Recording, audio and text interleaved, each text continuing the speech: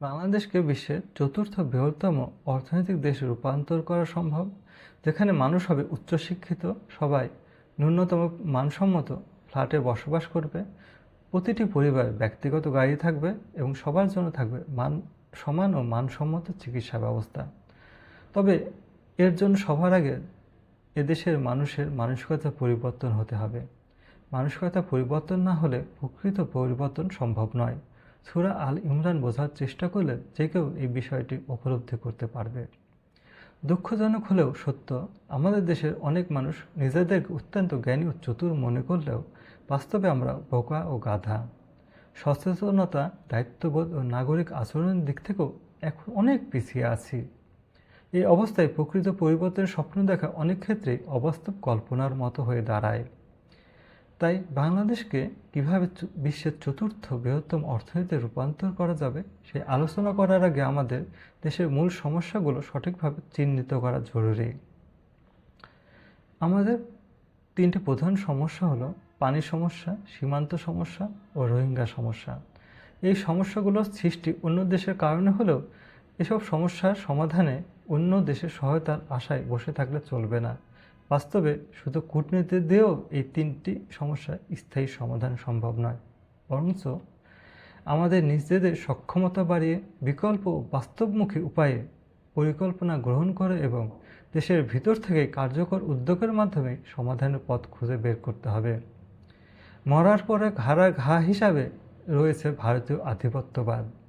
আমাদেরকে ভারতীয় আধিপত্যবাদকে একটি বাস্তবতা হিসেবে মেনে নিতে হবে। প্রকৃতপক্ষে বড় দেশগুলো সবসময় ছোট দেশগুলোর উপর আধিপত্য বিস্তার করে থাকে। ছোট দেশগুলোর পক্ষে বাস্তবে খুব বেশি কিছু করা সম্ভব হয়ে ওঠে না। উদাহরণ হিসেবে বলতে পারি, চীন যেমন ব্রহ্মপুত্র নদীতে বাদ দিচ্ছে, তাতে ভারত কার্যত তেমন কিছুই করতে পারছে না। তাই সত্য কথা বলার সৎসাহস আমাদের থাকতে হবে। বলতে হবে, সীমান্ত সমস্যা আমাদের, ফেলানি হত্যার দায় আমাদের, পানির সমস্যা আমাদের, আমরাই এর সমাধান বের করব। আমাদের সবচেয়ে বড় বিপদ হলো সরকার হিসাবে যেখানে প্রায় 33% মানুষ বিভিন্ন রোগ আক্রান্ত বলা হয়, এই হিসাবটি মূলত কয়েক বছর আগের। বর্তমানে প্রায় 75 থেকে 80% মানুষ কোনো না কোনো রোগে আক্রান্ত।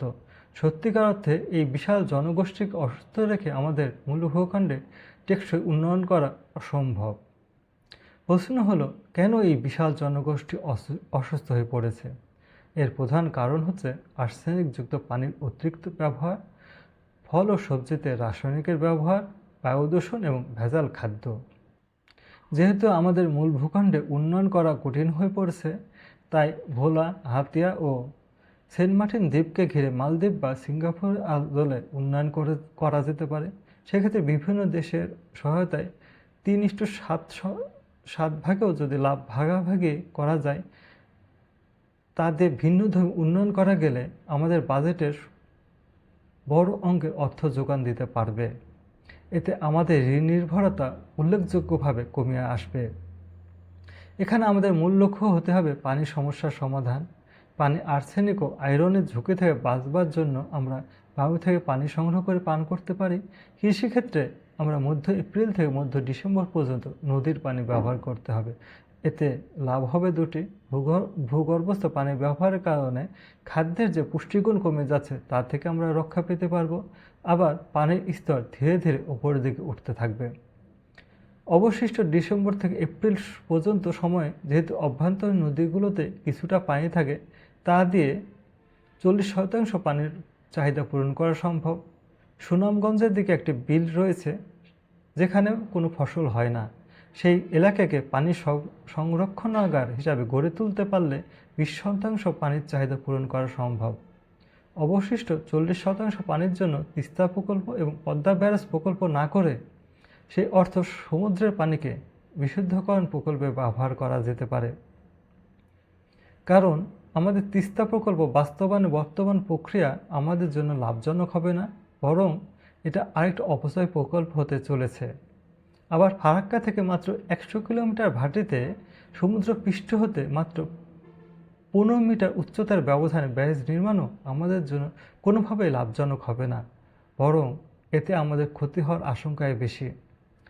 প্রশ্ন হলো, আগামী 20 বছরের মধ্যে এই দুটি প্রকল্প থেকে বিনিয়োগে অর্থ উঠে আসবে এবং প্রকল্পগুলো থেকে লাভজনক হবে এমন বাস্তবসম্মত প্রমাণ কেউ কি দিতে পারবে? তাই সেই অর্থ দিয়ে উপকূলীয় অঞ্চলে গরিব মানুষদের জন্য প্রায় ৩ লাখ ছোট ছোট ফ্ল্যাট নির্মাণ করা যেতে পারে। এতে একদিকে যেমন উপকূলবাসীর আবাসন সমস্যার সমাধান হবে, অন্যদিকে অভিকর্ষ ত্বরণ ও আধুনিক প্রযুক্তি ব্যবহার করে সমুদ্রের লবণাক্ত পানিকে লবণ ও বিশুদ্ধ পানিতে পৃথকীকরণ করা সম্ভব হবে। এভাবে সরবরাহ করা বিশুদ্ধ পানির দিয়ে দেশের মোট পানির চাহিদা প্রায় 40% পূরণ করা সম্ভব। অন্যদিকে যে লবণ পাওয়া যাবে তা দিয়ে দেশের লবণের চাহিদা পূরণ করা যাবে।